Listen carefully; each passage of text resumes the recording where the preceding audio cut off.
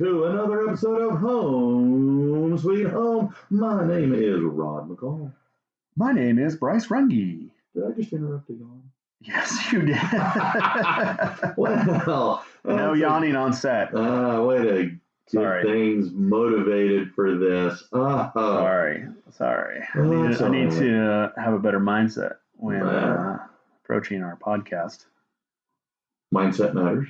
Mindset does matter. Mindset is everything. I believe, therefore it is. Yeah. You know, we were discussing characteristic traits of a great president in class today, and it was very interesting. Trump? No comment.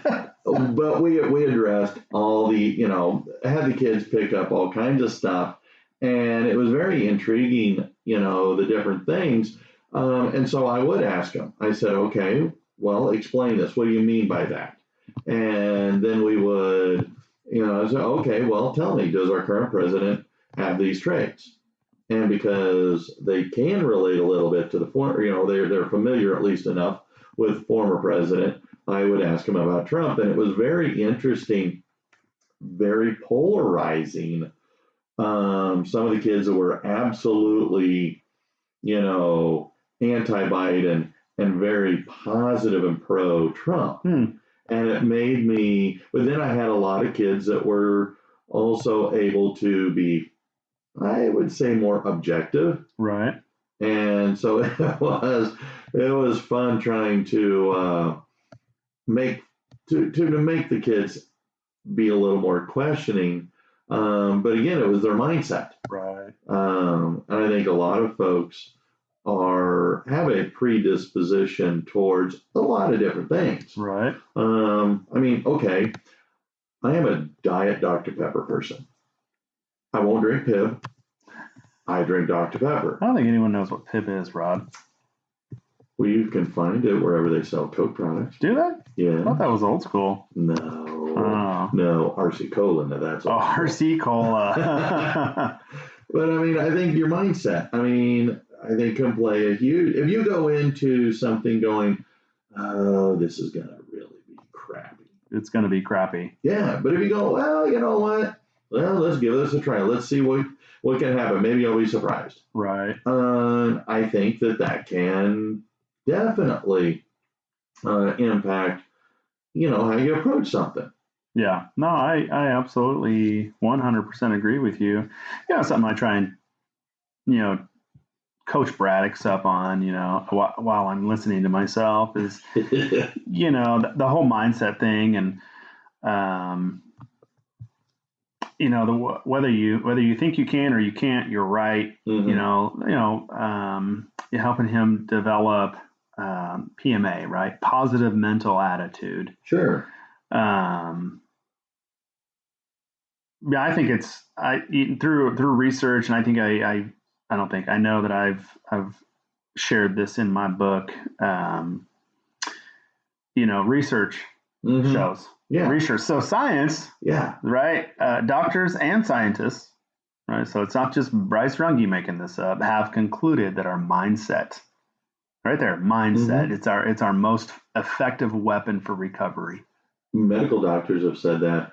I've read that many times. Yeah. That when you are, when you're in a depressive state, your ability to heal from a physical injury is reduced. Mm-hmm. But when you're in a positive mental state, your ability to heal increases dramatically. Right. So I'm with you. Yeah. I truly do think that your mind, because I keep hearing again and again, and as I'm doing my research into becoming my classwork into becoming a therapist, there's a lot of work about the brain, a lot of work in looking at, again, your mental skill set. Yeah. And, even amongst the stuff being put out about children today and their inability to handle adversity, handle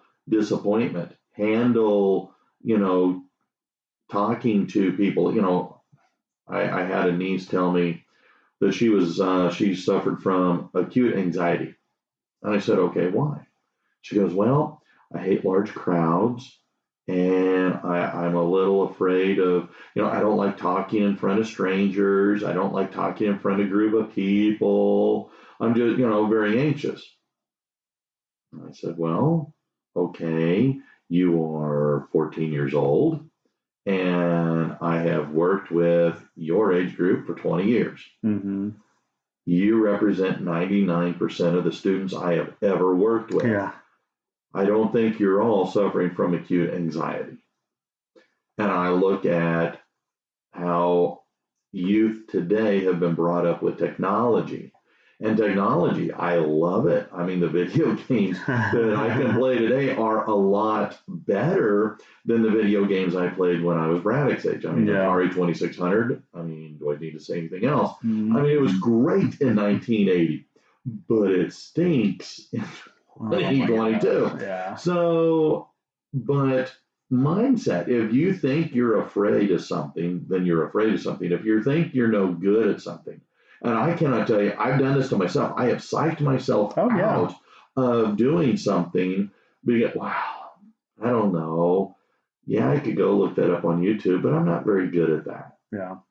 Well, I'm good at it if I want to be good at it. Right. If it's something I am motivated, then boom, do it. Yeah. And I will tell you that I use videos to decide, ooh, do I want to try that to make as a recipe for dinner? So obviously I can do it when I want to. Right. So I found this article.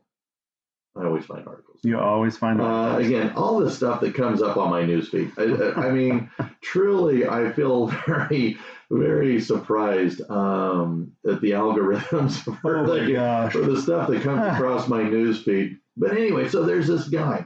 And his name is Dr. Stephen Hayes. And this guy is a professor at the University of Nevada. And he's the head of their psychology department or department of psychology. And he wrote this article that is titled The Most Important Skill Set in Mental Health. Mm. And so I'm reading through this. I'm going, okay,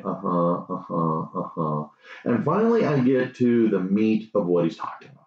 And he says that there are 3 pillars that are super important for you, well, for us as people, in regards to having what he calls psychological flexibility. Mm.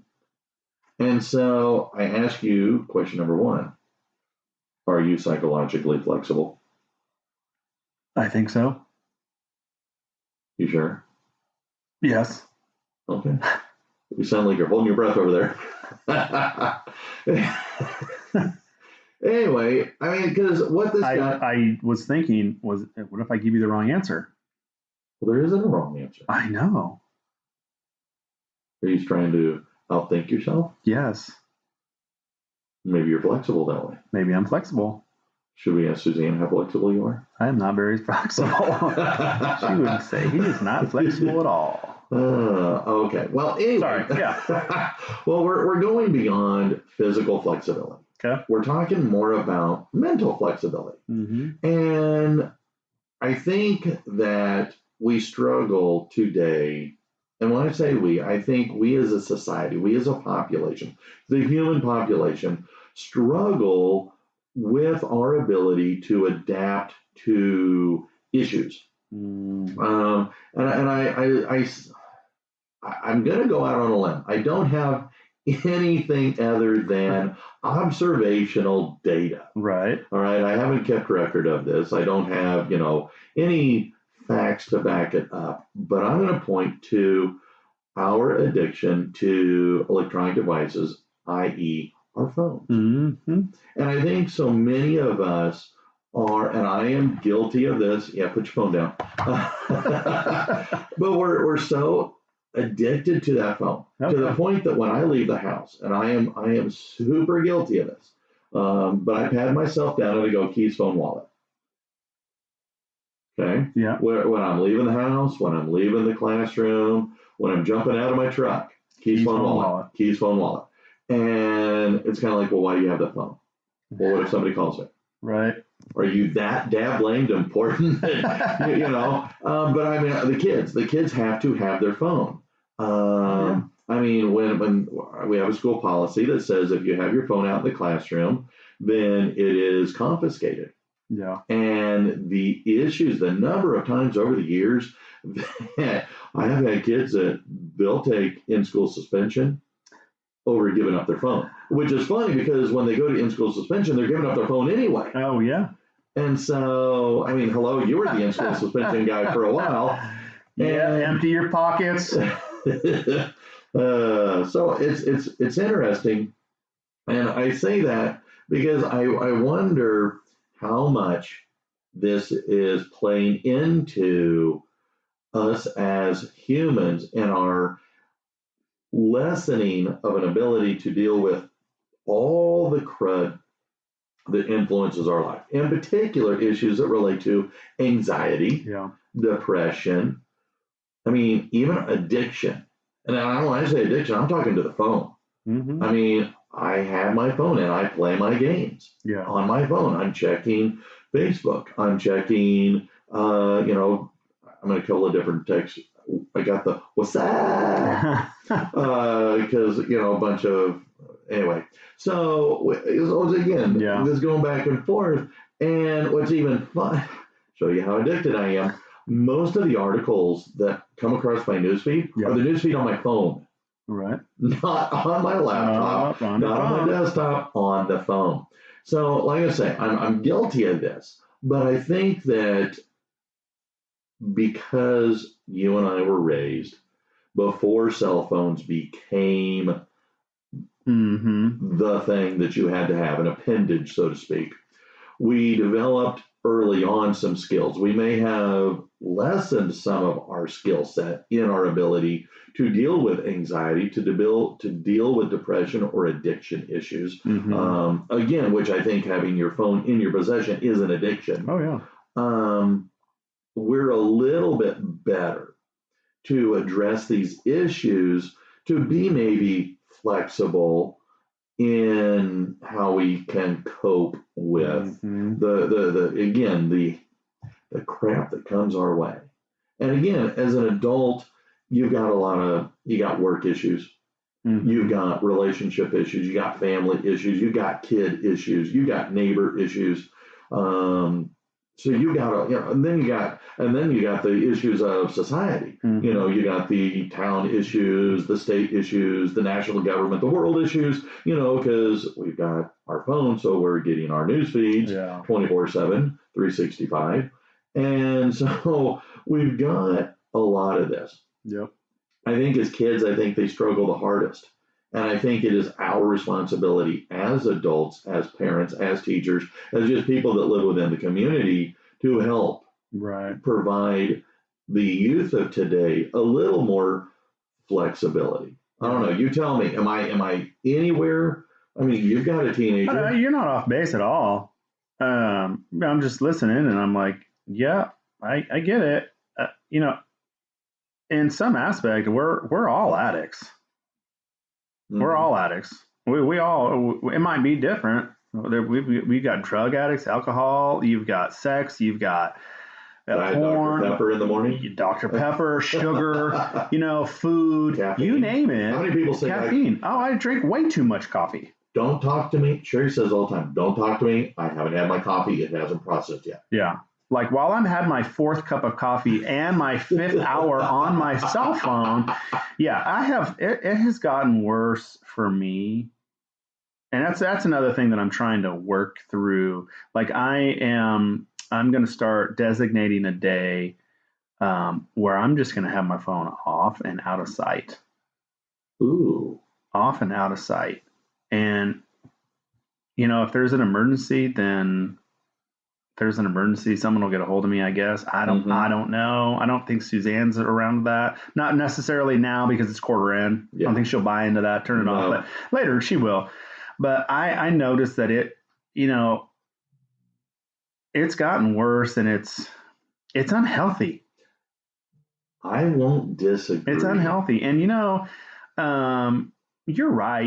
We grew up in a time where we we built mental toughness. I think because of the generation and the things that we've experienced has enabled us to withstand the storms that have come our way. I think too often you got a lot of people who flip the quit switch or are faced with adversity, and the first response or thought or response is disaster. Yeah. And I've shared this in some of my messages, is don't think disaster, but develop a mindset. Yes. That helps you overcome that. So here's the reality. Every situation we see starts with a thought. Then based on that thought, we develop an attitude about it, whether negative or positive. And that is where this Dr. Hayes, is coming from. Good.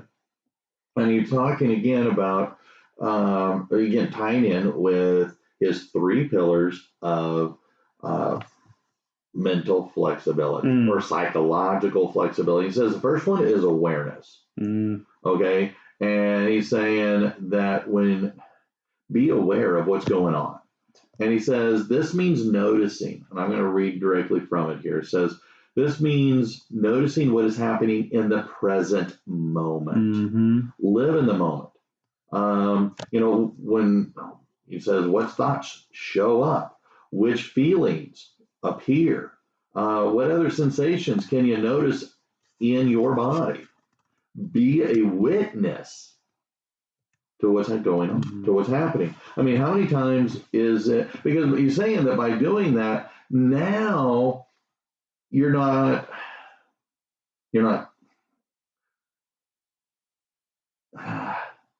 I'm trying to interpret what he's saying here. I think as I understand it, how about that? That might be a way to say, because as I understand it, by doing this, you're realizing you're not alone. You're more aware of what's going on around you. Right. And that can influence then how you feel about this experience.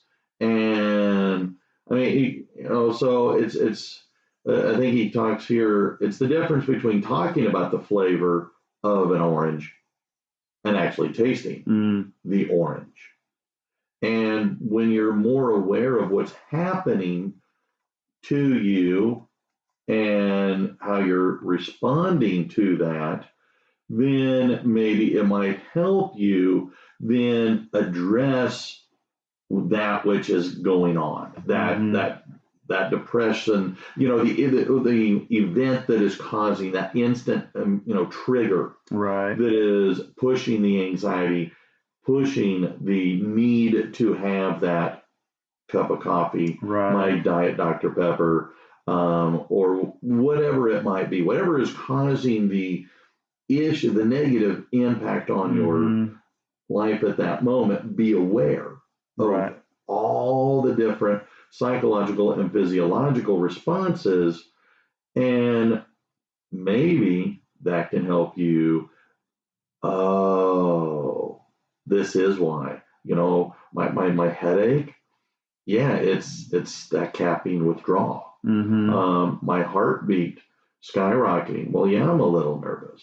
Yeah, I get nervous speaking in front of people.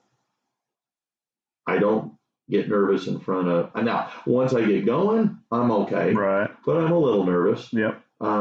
Which is common. Yeah, and I think for most, and again, you and I, we do a lot of public speaking, and still you can be. It's okay to be a little nervous, right? Or whatever our issue might be. But having, like he says, that first pillar, be aware. Yeah. Can maybe help you have that mental flexibility not to go down a rabbit hole, but to find ways to positively and healthfully. Right. Is that a word, healthfully? Sure it is. It is now.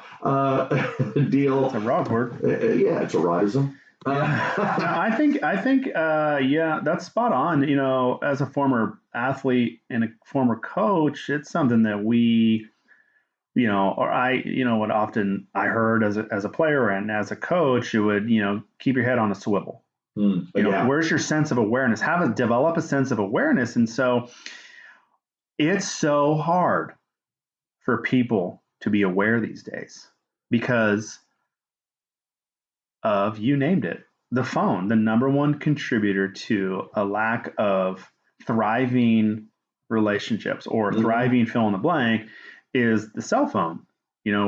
So I think the greatest threat to here, you could fill in the blank. The greatest threat to success, the greatest threat to love, to a thriving relationship is distraction. Which is why I get angry when I drive. Get off the dang phone. The dang phone. But it's all too often, even if it's in their phone, even if it's in a person's hand, you're so addicted to it. Yes. It means that phone still means more to you than the conversation. That's how I take it. Because you can't let it go. You can't put it away. I think that it's just contributed to a lot of things. It's contributed to a lack of awareness in our society. People just aren't aware of others. People aren't aware of situations. And when they look up, they're faced with a situation, or they've missed opportunities. Which ties right in to the second pillar. Oh my gosh. All right.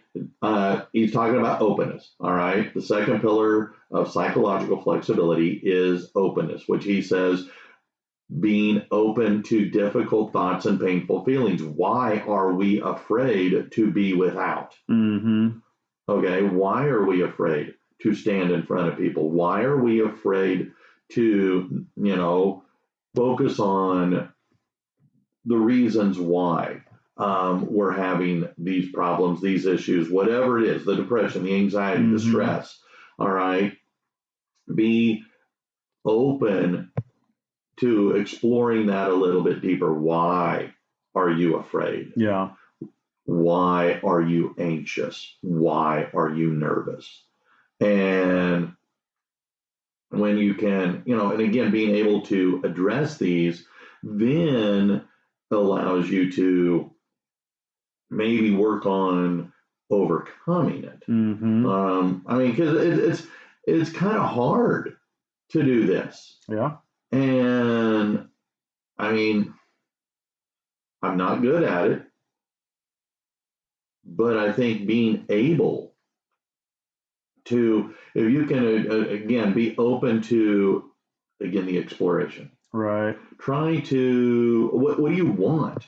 You want to be less stressed. You want to be less anxious. You want to be less depressed. Okay, if that's what you want, then let's try and see if we can figure this out. Right.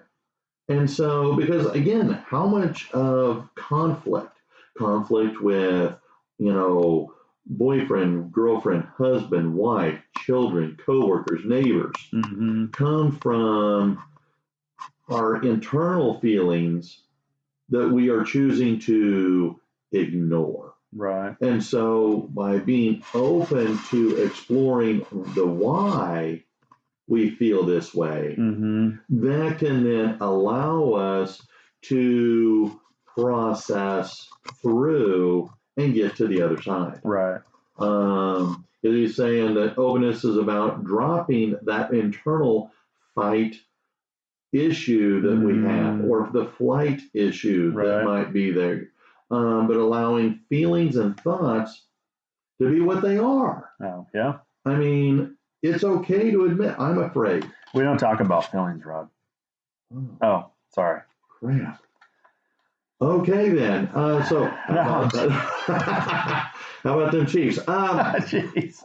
So, but I think that by doing so, you're getting to the root of the cause. Again, why are you afraid of standing in front of people to give a presentation, whether at work, at school? Is it, well, I'm afraid of being made a fool of? Well, I also think that public speaking is like the number one, fear. Sure. Fear of public speaking too is death. So people would rather die than go be a public speaker. Sure. Well, and I see that with the kids. They don't even, and I get it. When I was their age, I was absolutely horrified of my own shadow. Oh my God. If somebody had told me when I was high school that I was going to be a high school teacher, I would have said, "You're full of it." Right. There's no way. I could not do that. But I worked worked through that, and I overcame that fear. I can't tell you exactly that I followed, these pillars, but I can tell you that I did work through it, and I faced my fears, and voila. Right. I'm sorry to cut you off. But I'm going to keep speaking. No, I jokingly said we don't talk about feelings, but if you're like me, you grew up and you were conditioned to not talk about feelings. Well, you're a guy. I'm a guy. Yeah, I mean, so it's like we don't talk about those things. We don't have asking us to talk about our feelings. Right. I don't know. Just go away. And I'm not saying, let's sit down and talk about our feelings. Pull out a couch. Yes. I have a nice leather couch right over there. No, but it's fully acceptable to have a conversation regarding those things. I think when done, yes. I think let's explore that. And that is something that I have been trying to do with my students over the last couple of years, is to, okay, you're angry, you're mad, we're button heads. Yeah. We don't need to be button heads in class. So let's talk to me, explain to me what's going on. And I will say that I have had much better classroom management when I've done that, developing enough of a rapport, getting the kids to open up just enough to let me know what they're struggling with. And I'm like, okay, now that I have an idea and that I know that, you're just not a naturally combative person, now we can work towards a resolution. I'm not asking to be, I'm not asking for, an in-depth history of their life, but tell me what's making you behave in an inappropriate way. Right. And so, we got to talk about it. Yeah. And I think that is one positive aspect of society, that we are doing a better job of asking people to kind of explain themselves. Why are you acting this way? Well, okay, what's making you feel this way? Right. And so again, I'm with you. Let's talk. And you're absolutely right. We have come a long way. I say we. I don't know if I was part society. of that. Yeah, society. With mental health apps on your phones, or you pick up a phone, and call someone. You could text people, about. Just opening up those avenues for people to reach out and talk about what's going on. Are you reading this like? I don't have it up. Actually. Okay, because that's actually, is that the next one? It's the third pillar. I've got our timer thing going up here. I did not read the article. We're just on the same wavelength right now. Okay, must be, because the third pillar says that valued engagement, is the final pillar. Meaning you take steps towards figuring out what matters to you, talking about it. Once you have, started being more aware and more open, now you can start working toward your goal of overcoming whatever, you're anxious about, depressed about, addicted to. Mm-hmm. And so I agree with you. And, that these are issues that if we choose to address, there are ways, and we can be mentally flexible so that way we can work towards a solution. Right. And I think that, I have yet to meet a kid that doesn't want to do public speaking, will like to figure a way to not feel anxious about that. Right. Their response is to ignore it. Well, I don't want to have to do it. Then I won't have to deal with this. Right. And it's kind of like, well, life is filled with doing crap you don't want to do, but you got to do anyway. But once you have this clarity of engagement by, taking that by the, I guess maybe the bull's by the horns. Yeah. The bull by the horns. And you're kind of. You have two horns. One for each hand. Yeah. If you're a real man. Okay, here we go. Anyway, when you're able to go through this and you are able to embrace the flexibility of the mindset, changing that mindset makes you actually feel okay, I got this. Right. And now, at least for that moment, for that issue, it's not a problem. Right. And that can help you then build healthy habits. And, it's kind of like my walking. I've been walking a lot.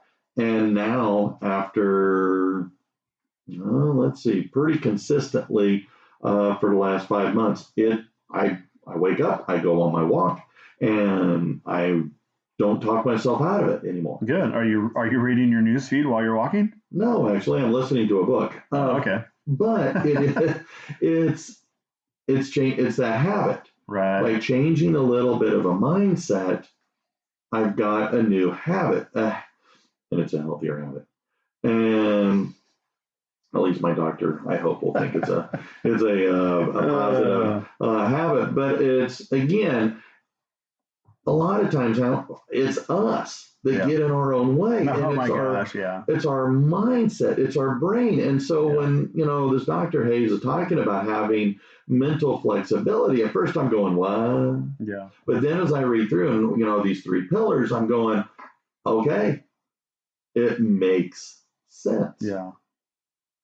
Yeah, absolutely. And I've discovered through, my own research and whatnot and my own experience, that the brain's malleable. Oh, very much. And we do have an innate ability to achieve just great things, to overcome challenges and obstacles through our thinking.